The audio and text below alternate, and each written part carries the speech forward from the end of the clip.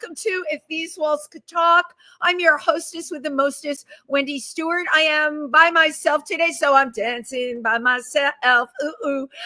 Tim Moss, my co-host, is out and about, so hopefully he'll be back with us next week. But I sure am happy to have you all watching. I am in recovery. You're probably wondering from what. Night of 1,000 Gowns, the Imperial Court's amazing yearly event. We had our annual Night of 1,000 Gowns, which is literally thousands of gowns at a ballroom. And it's not only a fun event, we have top-notch talent performing. We had Betty, who did the song for the L Word, as well as a lot of other music. We have the newest, hottest boy band performers from Broadway. And what do? What does the Imperial Court of New York do? We raise money for other LGBTQ organizations all over the country. How do we do that? We've got chapters all over. So we are totally about philanthropy and using performance and being creative to raise money. So that's what we do. It was an incredible 2 days. And I have to be honest with you, by Sunday, there were more events going on. I was just done, parboiled. And I went out to Brooklyn to see my daughter and her boyfriend and to visit the newest member of our family.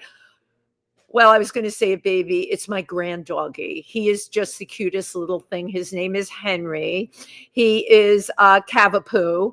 And I swear, he looks like his grandma right around the eyes. I could see the resemblance even if nobody else could. So there you have it. So on this blustery Wednesday in New York, I just thought, you know what? When the weather gets cool here, I like to put people on from LA.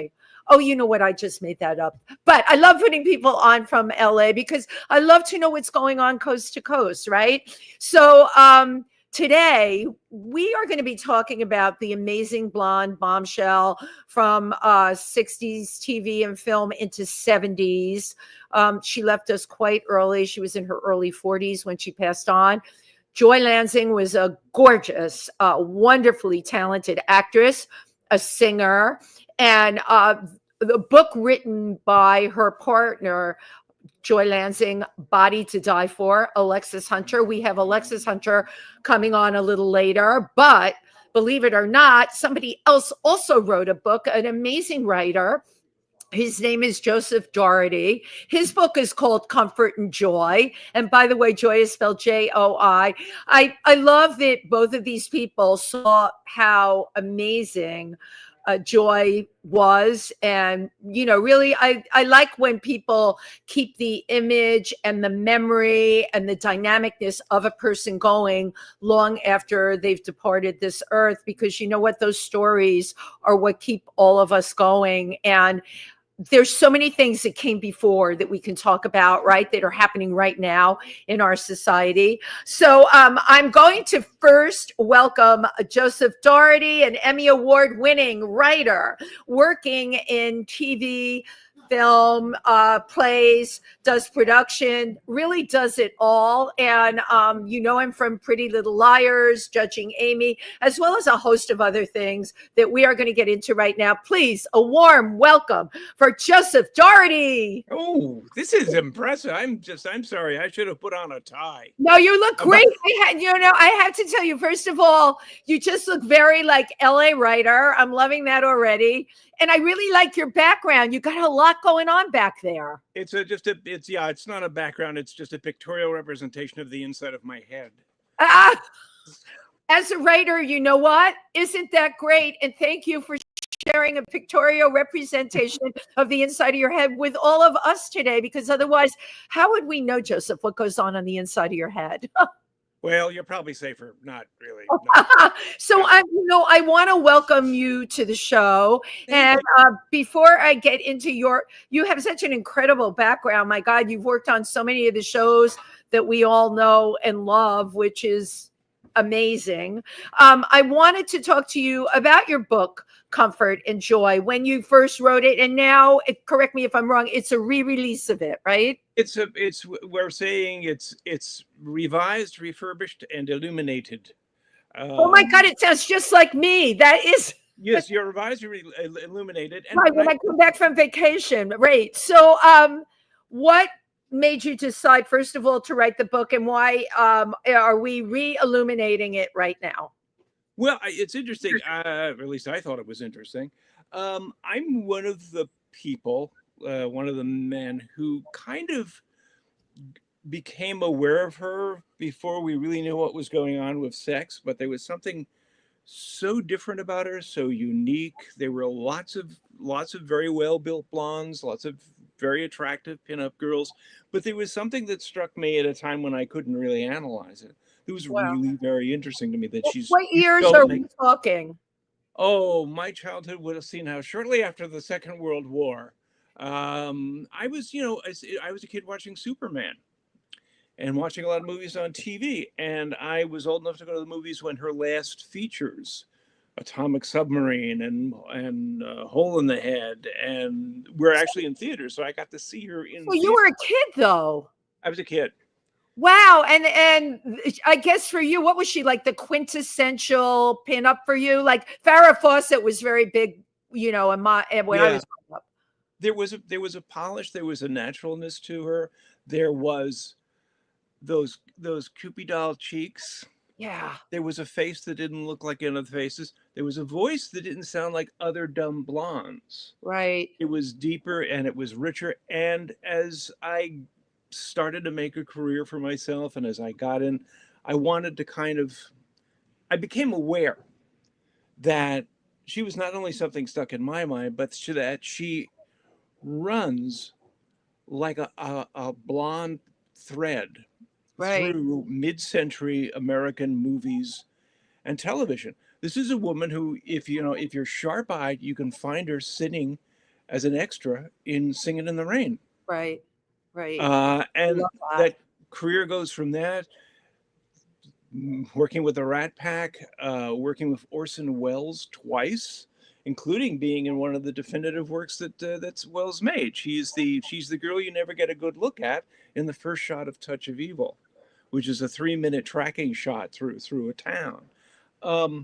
It is incredible to me, Joseph, that you saw something. I mean, she was special, but you know how it is in Hollywood, right? You can be special and, you're blonde and buxom and you're lumped in with everybody else. Even from the short information you have given me right now, you saw something in her that was so different. And I'm going to throw in one more thing. She was brilliant at comedy on top of it. A brilliant comedian. Yes, she had. It's not so much that she was brilliant at comedy, as that she clearly had a sense of humor. Very funny, which yeah. allowed her. And also, I think she worked with people like Robert Cummings, and sometimes you can see in her comic timing a little Bob Cummings. She knew how to land a joke and how to land a look. Right. And I got to a point where I realized, I think what I want to do is not a biography, because I didn't want to.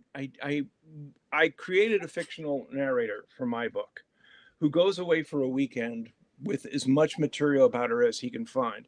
And he tries to understand the woman by looking at her movies, which really it's going to tell him something about the movies, and it's going to tell him something about what he thought when he looked at her. But he ends up at the end not knowing anything more about the woman who was Joy Lansing. And I wrote this because I wanted to talk about movies. I wanted to talk about how movies affect us. I wanted to talk about how we usually sometimes don't actually make the choice of what films get inside our brains and stick there. And I wrote the book. I had a really good time. It perplexed a lot of people who read it because they couldn't understand what I was going for. I just want to pause right here for a second, because this is a very unusual structure. You took real content and then you made kind of like a novel out of it, but it was really the content of your book was everything that was Joy Lansing, but the character, I'm thinking, was fictional. But was the character you? I'll give myself the benefit of the doubt and say it's a more neurotic version of me. Well, we have to talk to people that know you, and they'll let us know how. Yeah, you'll have to see if I twisted it right. I want to have fun writing it, so I use a lot of stories from my own life, but I kind of put an angle on it. I wrote the book, and it came out. It it worked to confuse a lot of people who didn't know that it was kind of a historical novel. Yeah, I get it. Right. And then I think it was about 10 years later, Alexis wrote her book. And it came, for me, completely out of the blue. I had no idea of You this. didn't know Alexis at all, I'm assuming. No, had no. Wow. I think I have to ask her. I think we ended up finding out we had one mutual friend out in Palm Springs, but I didn't know anything about her. And I read her book, and I'm saying, we were kind of, it's like we were two people in the same room, but we wrote entirely different stories.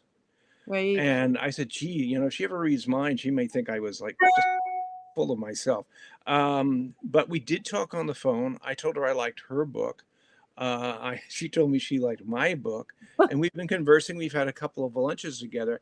And the thing I was really wanting to say in this context with you is the fact that Alexis Hunter and I now are, we've got each other's emails and we talk to each other.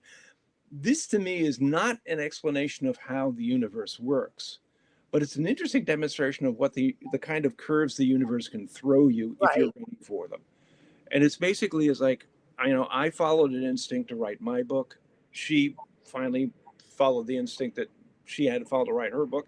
And now we're talking to each other. We're talking to each other about joy. One of the things I put in the book the new version, the revised version of the book, is not written from the point of view of the narrator knowing about Alexis, but there is a sense that there's something going on in the universe he doesn't know about, that he has not found the real person, and that person is still out there to be discovered.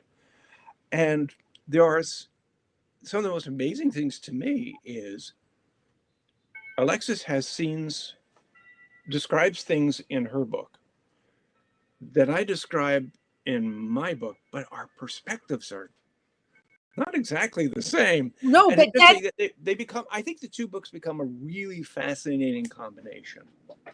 But that's what's so very, very interesting. First of all, you have a male perception. She has a female perception, and she was Joy's partner.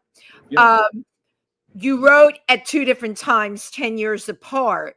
So both your experiences and your experience, right, was really from a perception of the films and performance work that Joy had done, right? It was that. And the other thing I remember when I went back to I wrote a new afterword for the book, was that the amazing thing was basically I described rooms. I described a room in the Santa Monica hospital where Joy died. And the line I wrote to myself was, I described a room and I didn't know Alexis was in it. Wow. And that just kind of freaks me out on a writerly level, that this remarkable woman was actually invisible in a room I described. You were writing about it. But, Joseph, it makes me think, because you started talking about the universe, right? For whatever reason, I think Joy Lansing was saying, I'm not done yet. Okay. I really believe, I don't know how you believe, but I completely know and believe in the hereafter. And I know when people pass on and their work is not done here, she was in her early 40s when she died. Yeah. Her work wasn't done here. And I really believe both you and Alexis were vehicles for Joy to come back and talk about who she was and what she did, because she had a story. She had a truth to tell. And if either one of you didn't do that, it would totally be lost. Look at how many people, names in Hollywood, pass on, and you're like, whatever happened to? And they have been big stars, some of them, It's interesting. One of the disappointments that Alexis and I have found is basically there's a resistance to dramatizing this story, because people look at you and say she wasn't big enough. She wasn't important enough. Like, oh my God, that's so a mediocre comment, right? What is big enough? And big enough is based on someone's perception, right? Surely we can't define big enough by awards are great, but we don't want to define the work, the body of work somebody did by the amount of awards. It's interesting. I mean, like it's like I don't know, maybe heaven is Turner Classic Movies. Maybe that's where you go. Yeah. Would be a worse place to go, actually, if you're going to die. You know, she does have a kind of, I think there's a phrase in the book, basically, she may be unnoticed, but immortal. Yeah. That's Just what, there. And that's if you what take the time to look in the frames, and it was startling. I say it in the book too. It was very startling for me to go back and look at Singing in the Rain after I knew she was in the movie, because when right. you know where to look for her, she pops right out. But you know what? How many times have you seen Singing in the Rain? You haven't looked at the crowds. It would never occur to me to look for her there if you hadn't brought that up, you know? And it just, you know, and just, woof. Yeah, I mean, you look at her and Barbara Nichols walking down the restaurant Yeah. corridor in what is probably a terribly libidinous comedy. Who was that lady? But oh my gosh, you know, I mean, like, one of the things I wrote in the book is I imagined being in the smokehouse over near Warner Brothers when these two women came in to have a cocktail and some cheese bread. I I love mean, it. it's just, you know, she walked around. She was there. She inhabited. Yeah. And you know, and the memories people have of her, none of them seem to be, she was a hard, you know, I don't think she was a hard time to work with. I think she's grateful for what she got. She worked with a lot of people. But I wonder how many people were aware of, you know, I learned from Alexis and reading the book how much, and then YouTube things, looking at so much of what Joy had done. But I wonder if we go up to like most people, they may or may not remember her. Some of the people I've spoken with were like, they remember her. She was on the Beverly Hillbillies. yes. So Mrs. Flat. right. But is it the show, right? Does you have to be in a show that people remember, or is your work enough to make them remember you? And that is the question, Joseph. I really, you know, if you're lucky enough to be in something that becomes iconic, yes, like the Beverly Hillbillies. But I'm wondering now, even if you go up to people on the street now, their memory of the Beverly Hillbillies may not be terribly accurate. She had 125 episodes of the Bob Cummings show. yeah, exactly. Yeah, she said it was a job wearing sweaters, but she's in there being very funny. Right. I don't know. I think we remember the things it's funny. I would give my general advice right now, beyond the Joy Lansing thing, is if you've got a favorite movie of a certain vintage, go, and you think you know it well, either go back and look at it with the sound off, or go back and look around what's going on. I discovered inadvertently, if you ever rent the Marx Brothers The Big Store, there's the obligatory piano piece by Chico, and Harpo sits at the bench with it, and they do this amazing piano bit. If you raise your eyes and look in the background, you'll see one of the extras is having the best time she's ever had in her life. She's enjoying it so much she forgets to face the camera. Wow, she does totally was into herself. And you realize, and I don't know who that woman is, but I see her every time I watch the movie now. That's interesting. It is interesting to me that your eye and the way you focus, and I'm wondering if it's because you're a writer and how you deal with words, that you will notice the things that are not what we would call the primary things. You would notice the stuff that's happening around. Well, you know, it's interesting. I don't think it's my experience as a writer that does that. I think it's my experience as a director. Because when I started directing television, they were gentle people who came up to me and told me what I was doing wrong. And usually it was almost always the same message. You're looking at the action. You need to look at the entire frame. You need to fill this canvas. You need, and all of a sudden it was like, all right, fine. Oh, this is a world. I have to keep it in motion. So yeah, Right. The whole world. all of a sudden you start looking around at who's crossing in front of the camera and who's going behind and who's laughing and who's having a drink. It's fun. It turns one movie into 150 movies if you really want to do it that No, way. if you think about it, because you could tell a story about any single person that was in that frame and take Yeah. it off from there. I don't know anything about direction other than I've been directed by directors. And this conversation, I never thought about this. It's funny when I walk down the street in New York, I am the person that sees the thing that may not be directly in front of them. I'll see everything else. What you're describing is very much like that, but it's on a camera frame. And it's all the other stuff. It's the people, it's the movement, and it's how it all fits together, right? In a world. You notice it if it's done wrong. You'll notice it if it's a street scene and they couldn't afford extras. And why is the street empty? Right. But I gotta say, yeah, I think that was the first big thing I learned as directing television was as a writer. I was focused on the two people having the scene. Yeah, of course. And it was the director of photography and the first assistant director who came to me and says, you're responsible for this entire frame. Right. Yeah, nobody else is going to take care of the rest of the picture. It's you. And it's all of a sudden, I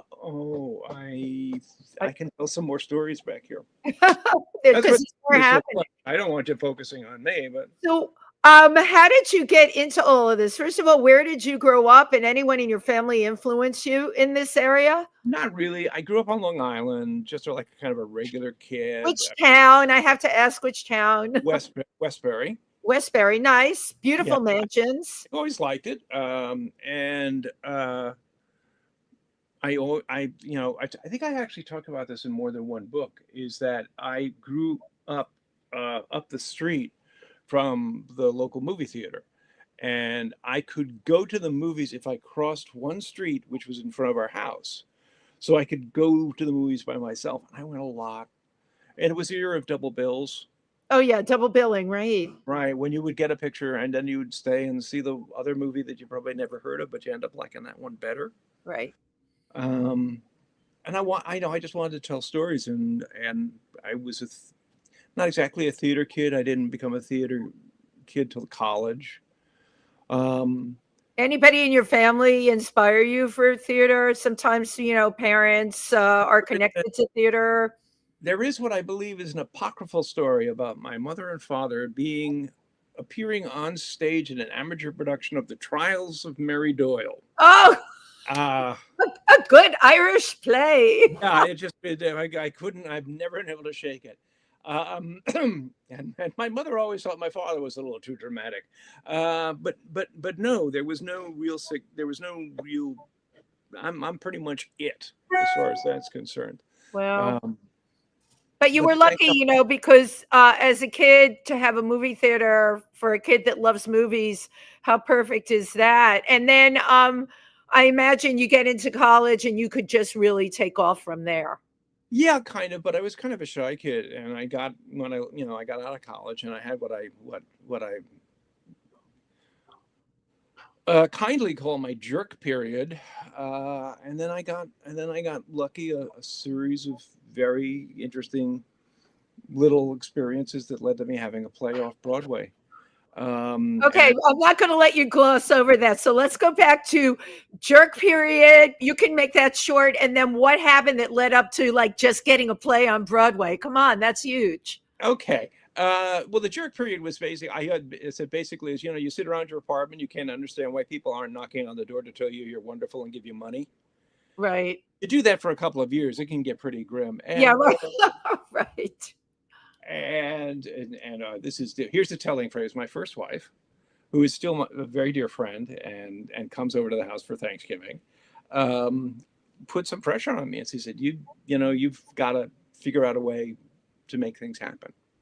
Right. And that meant talking to people who would talk to people who would talk to people, and finally the phrase, I don't even know if this phrase means anything anymore, somebody threw a play of mine over the transom at William Morris, and an assistant agent liked it and he took it to his senior agent, and they brought me in, and they said, "We'd like to show it around." And I said, Okay, so that's huge. So can we call that your big break? Because that's huge. "Oh, that is how big an iceberg do you want to describe that?" You're right. And you didn't know anybody up there, right? I didn't know anybody up there. Sometimes Somebody just like, hey, let me show. Yeah. And I believe that even now and I know it's worked for me. That is the thing that's worked for me. All the other stuff I can send out till I'm blue in the face. Yeah. I really believe the story you're describing is how things happen. My only caveat is it's how it happened for me. And I met some really great people who got my jokes. Right. And also it was a matter of timing. Yeah. In that Ed Zwick and Marshall Herskovitz had created 30-something at that time. And they had expressly told people they didn't want to hire, inverted air quotes, television writers. They were looking for playwrights who wouldn't have bad habits. But you were the perfect fit for that because you were already a playwright that you were plucked them for TV. What was the play that they were showing around at William Morris? What was it? It was a play called Digby, and it was described as a romantic comedy, and we did it at Manhattan Theater Club. Amazing, and you had it produced in some other places too. Actually, that play, as far as I know, it's only had one other production. The stock and amateur rights are available, but I don't think anyone's done it. Wow. It had its run. It had its run at Town Hall, and it was the point at which I quit my day job. That's the true mark of success, when you can quit your day job. I to this day I mark that as the anniversary. Yeah, it is. That's really amazing. I started making living as a writer. And so you went from there into 30-something. Yeah, which again was pretty. We were unique. We were a little. I mean, we could be full of ourselves, but we thought we were doing a really good job. And that show was huge. I remember watching it. It was huge. And the characterizations on there were really very spot on. I think it was the first show that dealt with contemporary, the way people were at that time. Well, I still remember this. I told both Ed and Marshall about what I said. I want to do this show because it's making this really insane statement that you could be angry at the person you love. Right. And this was in an archaic time when people wrote fan letters and put them in envelopes and affixed stamps to them. And the mail we got was, I wish I had friends like this. I understand how this person feels. I wish it was this. I'm so glad.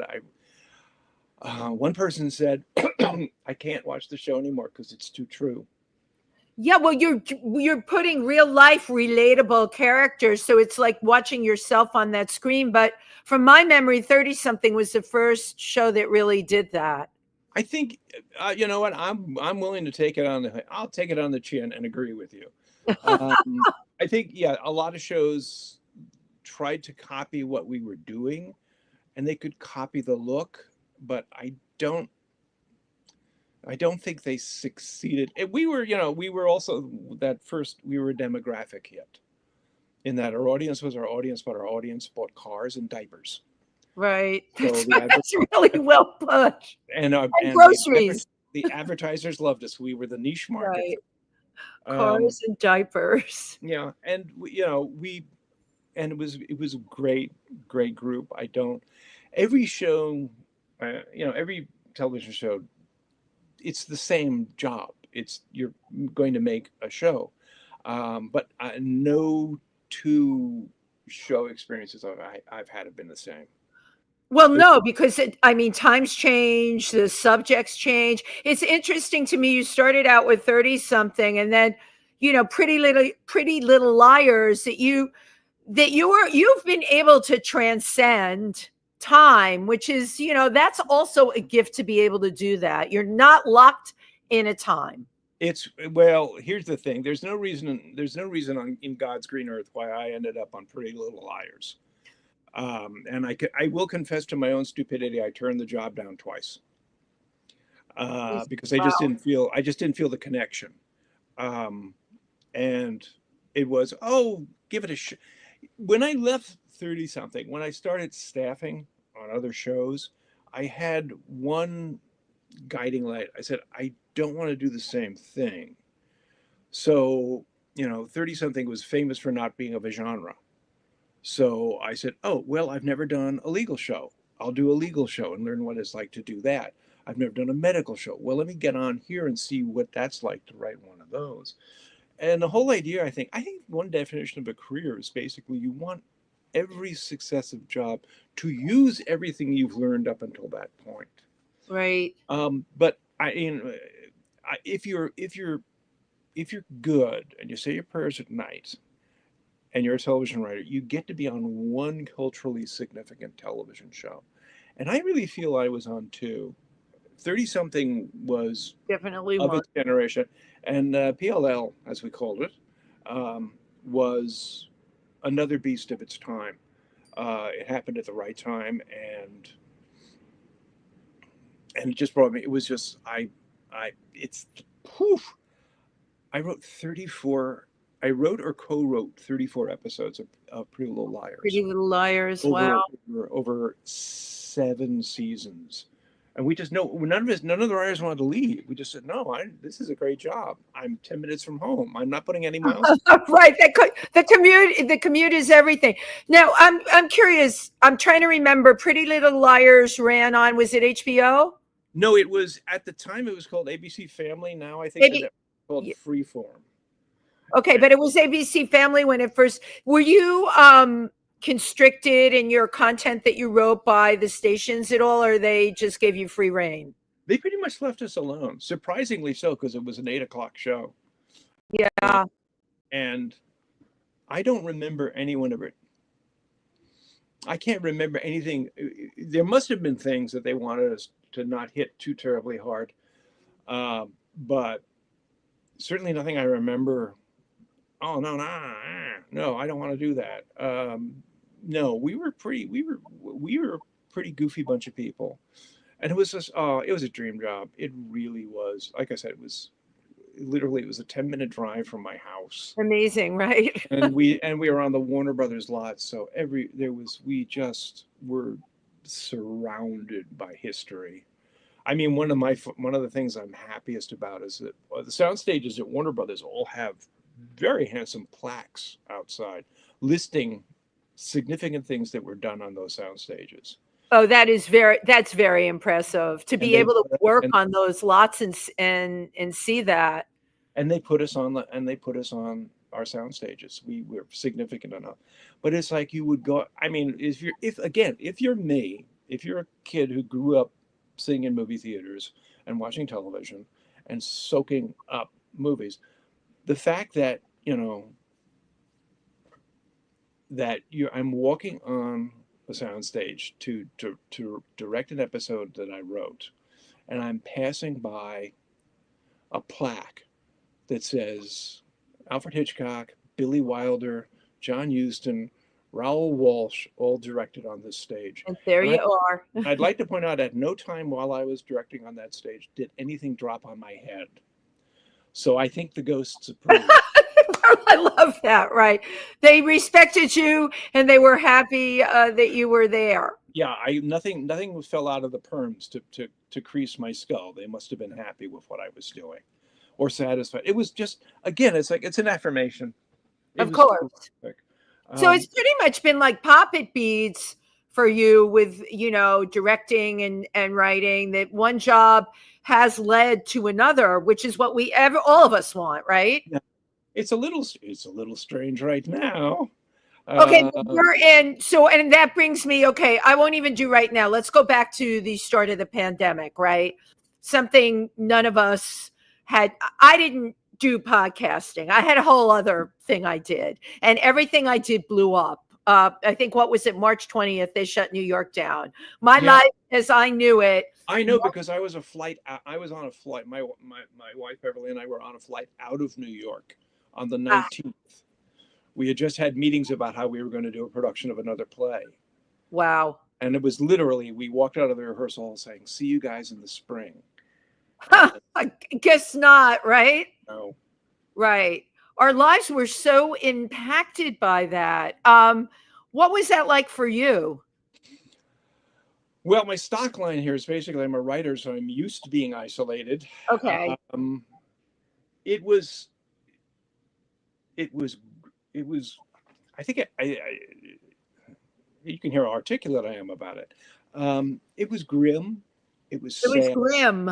Um, it brought home a feeling of how often we think that tomorrow or next week is It's somehow promised. is promised, Right. and that I know what's going to happen. And to suddenly not be able to credibly predict life. Absolutely anything. I mean, I started this show because my PR person had just about anybody and everybody that was no names, out of work, and they were like, "Would do you want some guests?" I could Yeah. get everybody. It was really, they were home. Like, no No. Yeah. musicians were home. One guy was growing shade vegetables. We were having very famous guitarists.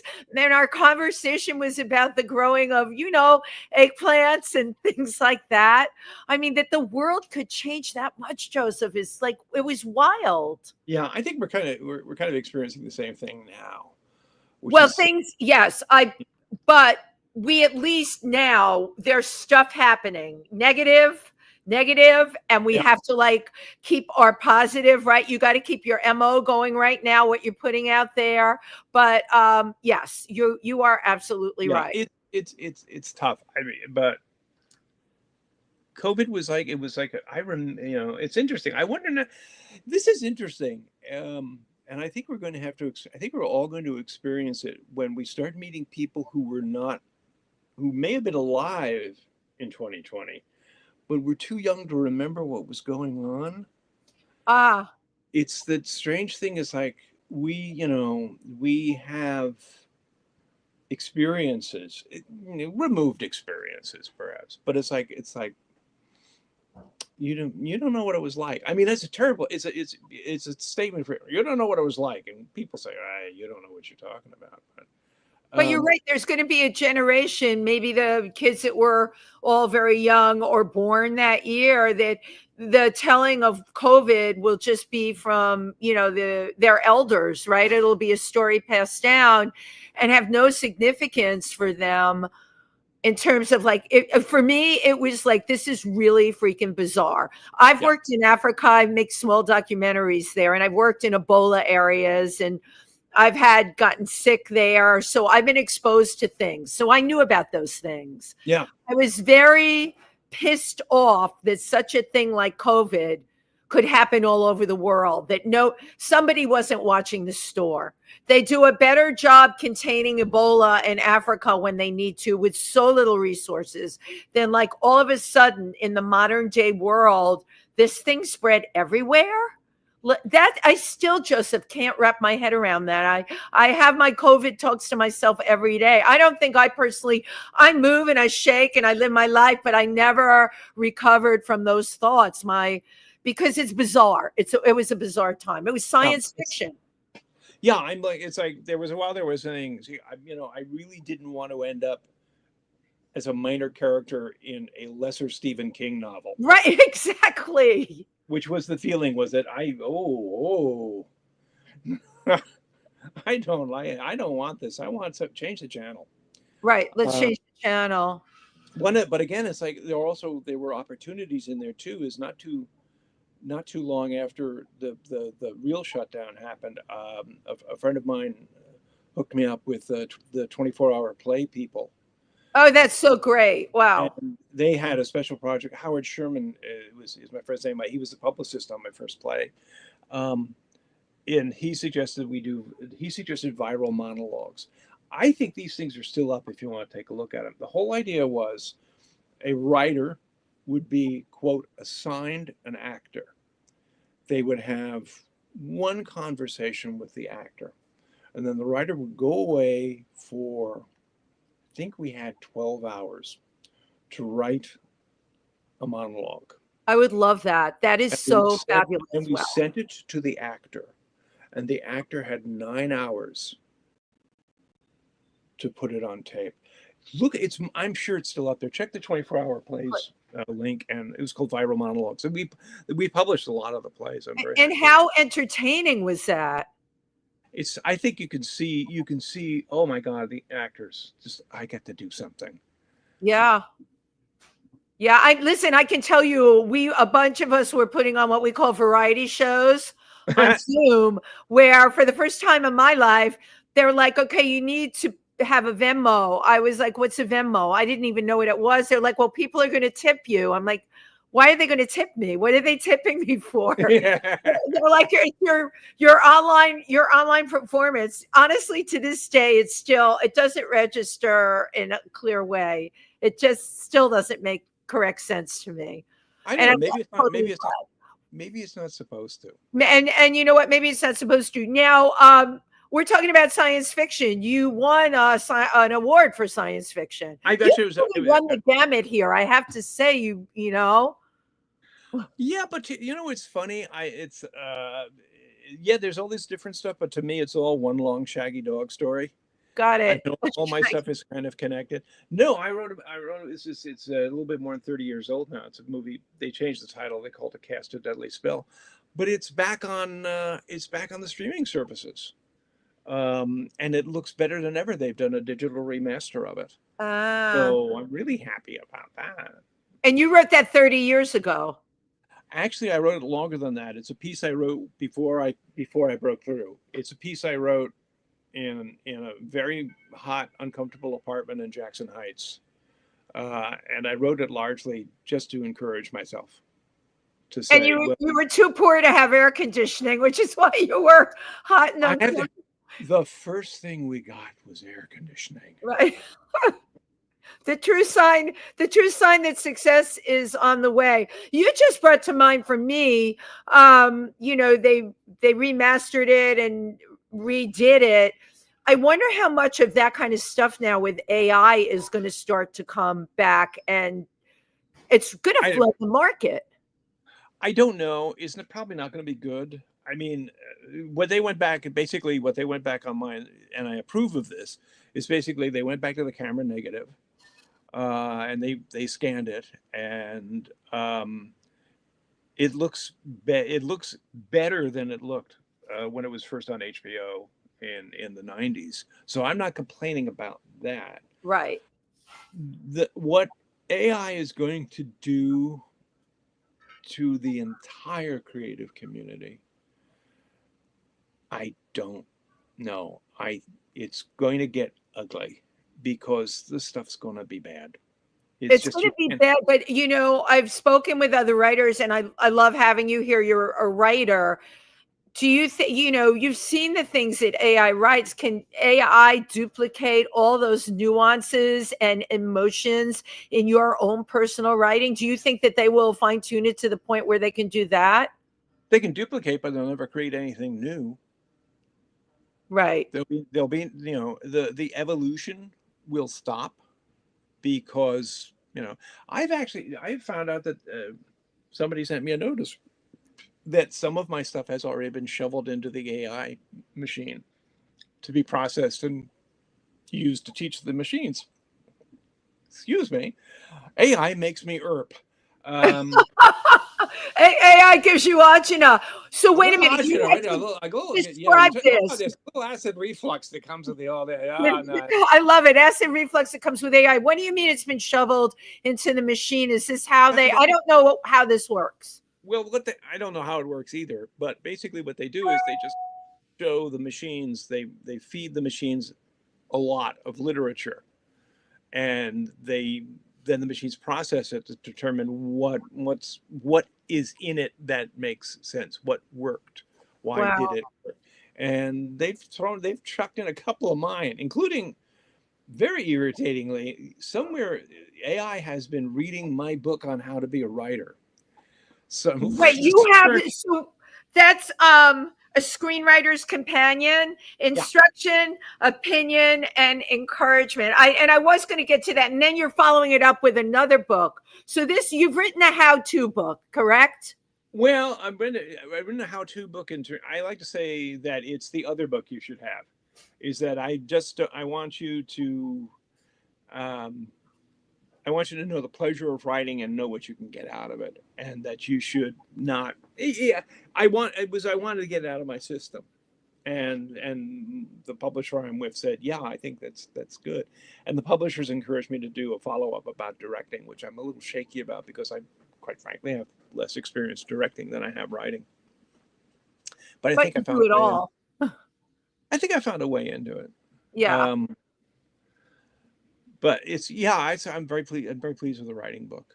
And I Now, did a is book about Rod this used Serling, to and I did a book about Rod Serling, which is all about writing. right. Oh my God, I love Rod Serling. Have you used this book as a teaching tool? I've used it. It's interesting. We were hoping it would become a teaching tool for others, but I don't think that's quite happened yet. I've done a lot. I've done some talks and I've done some signings about it. It's one of those things, like, I just wanted to do it to get it out in the ether and see what happens to Yeah, it. And see what everything else happened I with it. do, yeah. But as I say, I have this relationship now with T.S. Tucker Press, who are guys I met a long time ago. Scott Ryan did a great book on 30 something. He did the oral Wow. history of 30 something, and that's how I met him.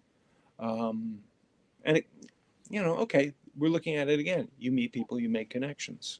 Yeah, yeah. You know what? It comes full circle at the end of the day. Now, you talking about that, meeting people. You and Alexis, of course, have plans We have, to bring Joy Lansing really to life on screen again. yeah, we've been talking about this for, it feels like forever, but it's, I mean, like, it's been going on for a while. We've been trying to get something going. This is, for me, I just told her I'm committed. Whatever you want me to do, I will do. Don't worry about it, and we'll go down. I wrote about half an hour of what would be like the first episode of a mini series, and we're trying. We're Yeah. trying to.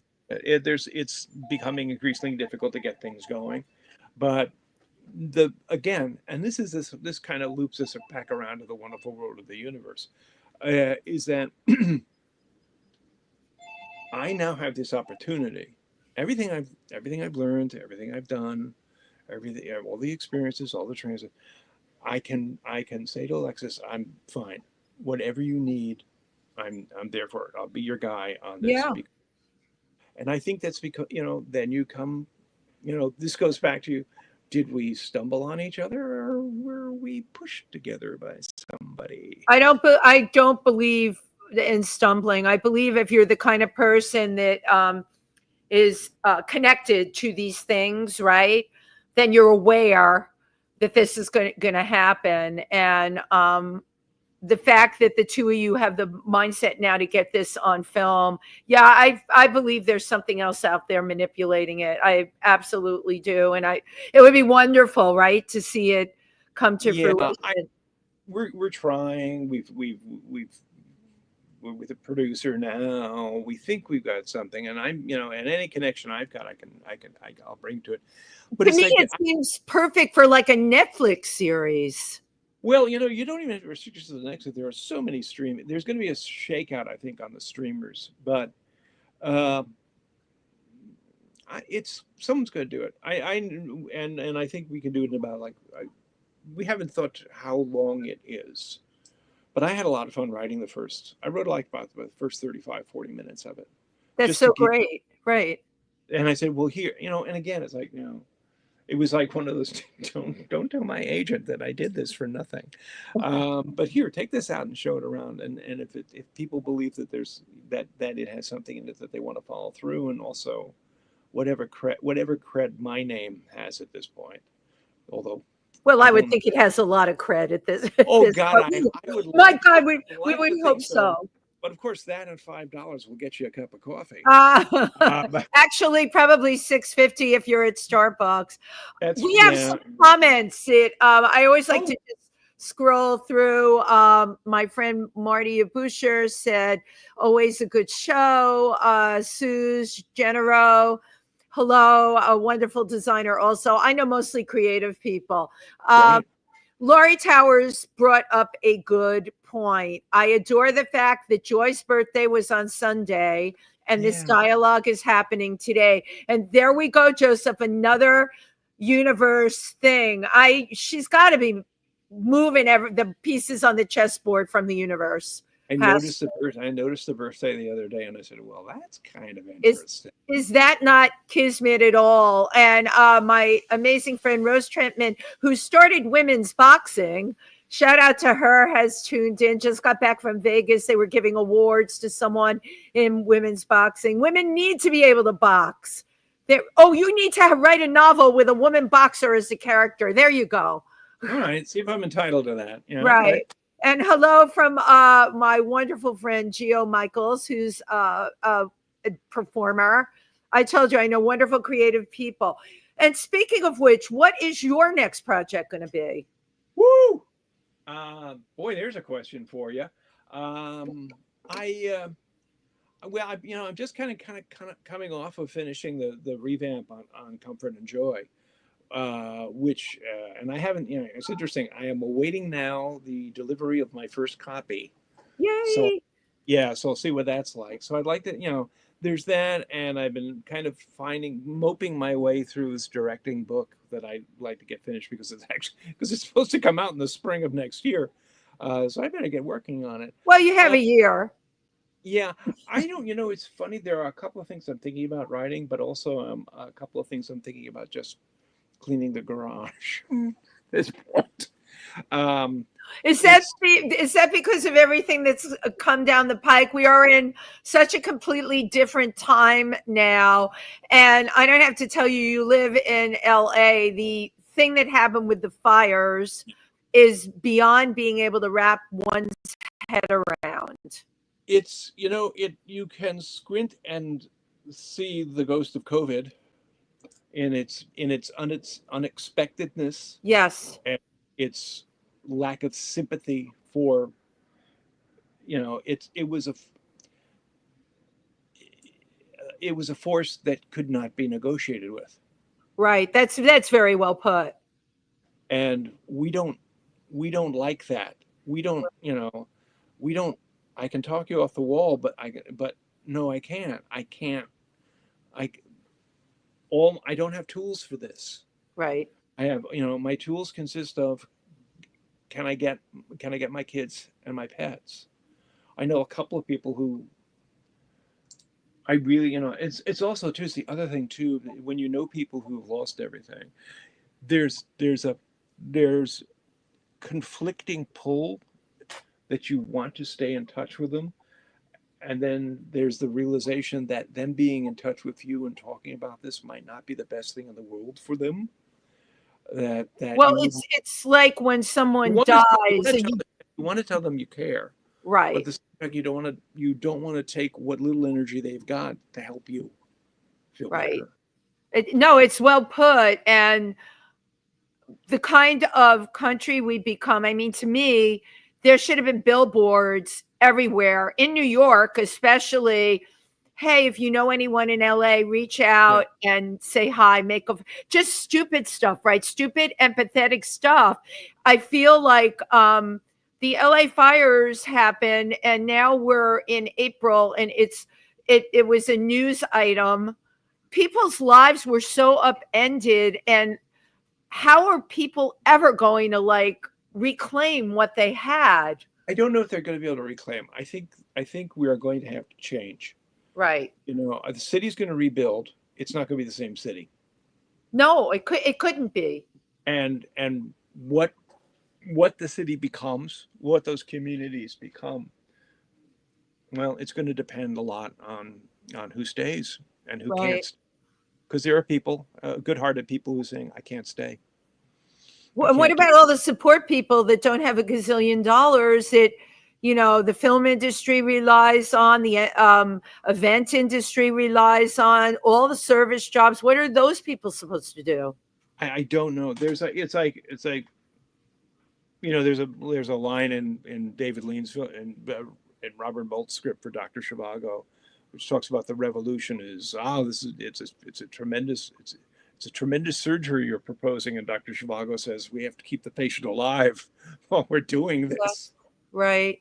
I don't know. I think to a greater or lesser extent, you're still looking at people staggering around in shock. And I would be very surprised if you didn't tell me that, because we don't hear anything here unless we're in touch with people there. I have people I am in touch with. And then I have people that I know that were untouched, and they don't even mention it. They don't mention it. Well, that's it sounds like a defense thing. I'll say something. It's not really a tangent, but it speaks to what you're saying.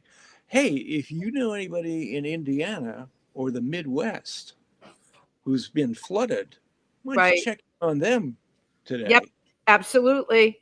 And let them know you're thinking about them.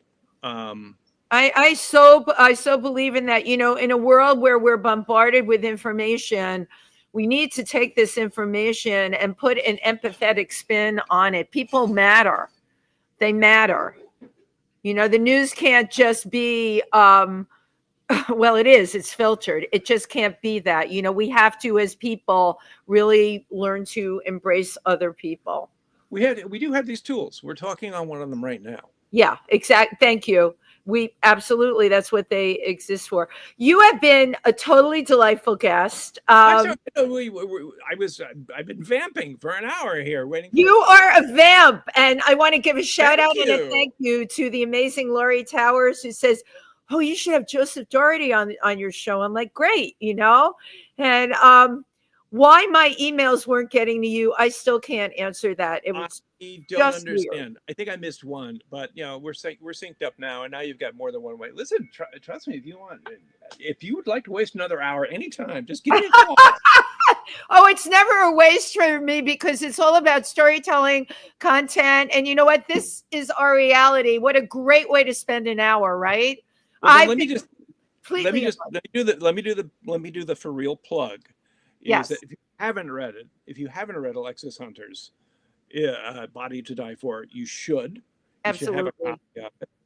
My book is Comfort and Joy. It's I don't know, it's there. It's available from the publisher, D.S. Tucker Press, and also at the lovely Amazon.com. It is, I say, refurbished, refreshed, and illuminated. And illuminated. I love that word. I think the two of them together are something quite unexpected. Yeah. I mean, really, if people want to read one of those books, with all due respect, I think you should read both of them. I read hers. I now have to read yours. I hope you like it. I mean, it's interesting. I mean, you'll see, or else you won't. I will like that it's a different perspective. That's very interesting to me, when two people write about the same person and the relationship is so vastly different, and yet the two people both wrote books about that person. That's not an everyday thing, No, so and I'll tell you the most uneveryday thing that I now carry around with me is that I've had a couple of lunches with Alexis at Nate and Al's in Beverly Hills. Good. Reuben is great. Good imitations too. Oh no, it's the coleslaw fine. The kugel, it's not that. But I was sitting across. Okay, here's my big universal note. I was sitting across the table from Alexis, and I realized I was looking in the eyes that once looked in Joy Lansing's. Yeah, that's wild, right? And that this woman, getting a little misty now, this woman gave me a connection that I must have been looking for when I wrote the first book, but didn't know. See how crazy this stuff can get? No, this is very crazy stuff that this happened in the first place. Yeah. Yeah. And you were definitely chosen. Well, she's, Joy's back there on the wall. You may have noticed. And there you go. There's a connection. Thank you so much. Oh, thank you. This has been a spectacular way to spend Fabulous. Don't forget to hang out after we end the broadcast. I like to take a picture. I'm right here. Okay, cool. Thank you, everybody who tuned in today. We will see you next week. Have a great rest of week. Bye-bye.